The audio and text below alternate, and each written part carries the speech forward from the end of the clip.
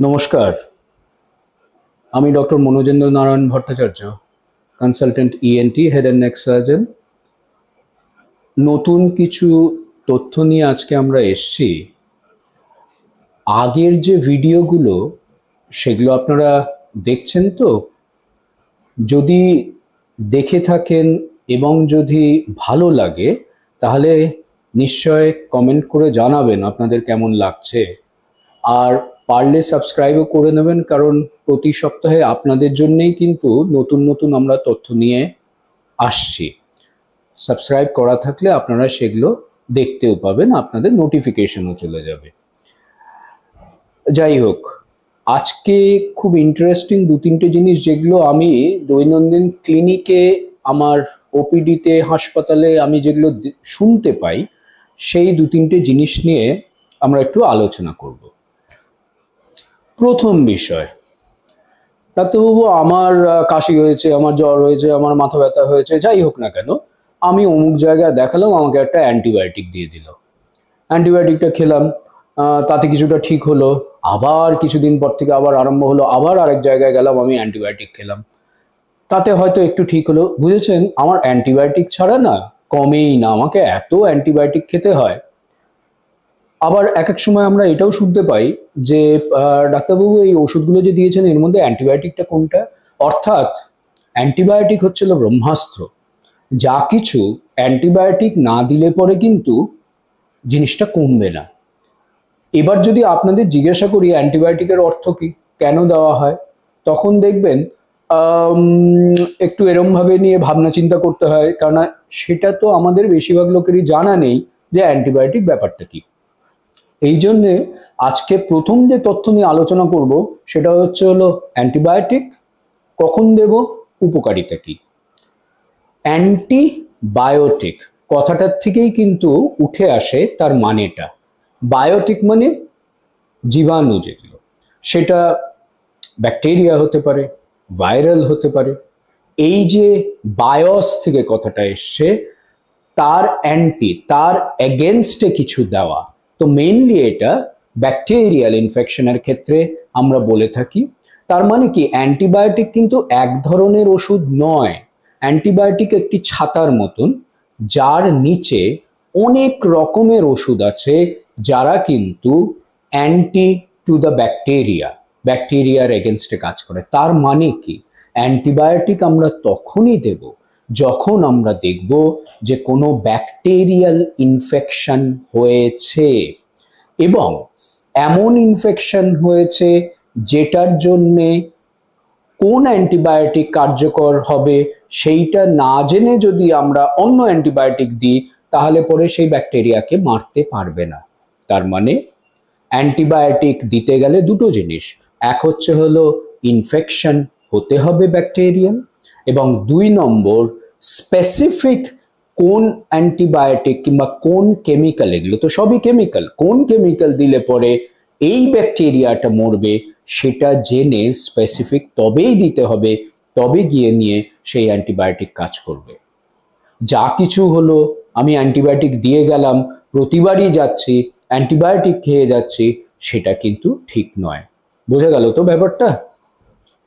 এরপরের একটা কথা, ডাক্তারবাবু ওষুধটা যেটা দিলেন তার মধ্যে স্টেরয়েড নেই তো? একটা ভীষণ ভয় স্টেরয়েড নিয়ে। স্টেরয়েড জিনিসটা কি? আবার সেই একই জিনিস শুনে আসছি, স্টেরয়েড জিনিসটা ঠিক জানা নেই। আগে যেটা বললাম অ্যান্টিবায়োটিক, ঠিক সেই রকমই স্টেরয়েডও কিন্তু একটি ওষুধ নয়। স্টেরয়েড অনেক রকমের ওষুধ একটি ছাতার নিচে থাকে, সেই ওষুধগুলোকে সমষ্টিগতভাবে আমরা স্টেরয়েড বলে থাকি। তাহলে কোন ওষুধকে বলবো? আমরা যারা সায়েন্স নিয়ে একটু পড়াশোনা করেছি, ইভেন 11-12-এও যারা সায়েন্স নিয়ে পড়াশোনা করেছি, সেখানে আমরা অর্গ্যানিক কেমিস্ট্রি নিয়ে পড়েছি। অর্গ্যানিক কেমিস্ট্রিতে একটা কথা ছিল কার্বন চেন, তার মানে কার্বন দিয়ে নিয়ে কিছু চেন অফ কেমিক্যালস হয়। তো তার মধ্যে একটা চেন, বিরাট লম্বা চওড়া নাম কিন্তু, যেটার নাম হচ্ছে সাইক্লোপেন্টানো পারহাইড্রোফেনান্থ্রিন। হাসি পাচ্ছে? আমারও হাসি পেয়েছিল যখন আমি প্রথম শুনেছিলাম, কেন এত বড় নামটা তো। কিন্তু এটা একটা কার্বন চেইন, একটা যে কোনো কেমিক্যাল যার সঙ্গে এই সাইক্লোপেন্টানো পারহাইড্রোফেনান্থ্রিন এই চেনটি লেগে থাকে এবং যে কেমিক্যালটি তৈরি হয় তাকে বলা হয় স্টেরয়েড। তার মানে স্টেরয়েড একটি পার্টিকুলার কোনো ওষুধ নয়, স্টেরয়েড অনেক রকমের হতে পারে। কিছু স্টেরয়েড হয় যেটার শক্তি একটু কম, কিছুর একটু বেশি, কিছু অনেকক্ষণ ধরে কাজ করে, কিছু অল্পক্ষণ ধরে কাজ করে, কিছু যে জায়গাটাতে ওটা ব্যবহার করি সেইটুকু জায়গায় কাজ করে, শরীরে ছড়ায় না। তো নানাবিধ রকমভাবে এটা কাজ করে এবং নানা রকমের আমাদের স্টেরয়েড আছে। সেই জন্য স্টেরয়েড শুনলেই ভয় পেয়ে যাওয়ার কোনো ব্যাপার নেই। যে ডাক্তারবাবুরা স্টেরয়েড প্রেসক্রাইব করছেন ওনারা পরিস্থিতি এবং উপযোগিতা ভেবে নিয়েই তবেই ওনারা দিচ্ছেন। স্টেরয়েড নিয়ে ভুল তথ্য আপনাদের মধ্যে যেন না থাকে সেই কারণেই এই কথাগুলো আমি বললাম। লাস্ট এই ভিডিওতে আর একটা জিনিস বলবো, ডাক্তারবাবু আমার নাকটা তো বন্ধ, অমুক জায়গায় গেছিলাম বলেছে পলিপ আছে। ডাক্তারবাবু একটু দেখুন তো নাকের মধ্যে কি পলিপ আছে। নাকটা যখনই আয়নার সামনে দাঁড়িয়ে নিয়ে আমি নাকটাকে উঠিয়ে দেখি তো দেখি পলিপ আছে। আজকে পলিপ কথাটার অর্থ কি এটা আমাদের বুঝতে হবে। পলিপ কথাটা এসছে ল্যাটিন একটা কথার থেকে, পলিপাই। পলিপাই মানে কি, আমাদের একটি ফল আছে না ন্যাশপাতি, ন্যাশপাতি ল্যাটিন কথায় পলিপাই বলা হয়। তার মানে যে কোনো একটি আকৃতি যেটা কিনা ন্যাশপাতির মতন আকৃতি হবে সেটাকেই কিন্তু আমরা পলিপ বলি।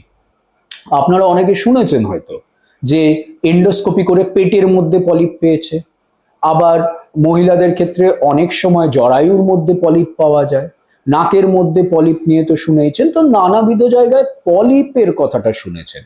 পলিপ কিন্তু আপনাকে কোনো রোগ বলবে না, পলিপ বলবে যে মাংসপিণ্ড কিংবা যা কিছু ওখানে তৈরি হয়েছে সেইটার আকৃতি ন্যাশপাতির মতন, ওইটা পলিপ হিসেবে আমরা বলি।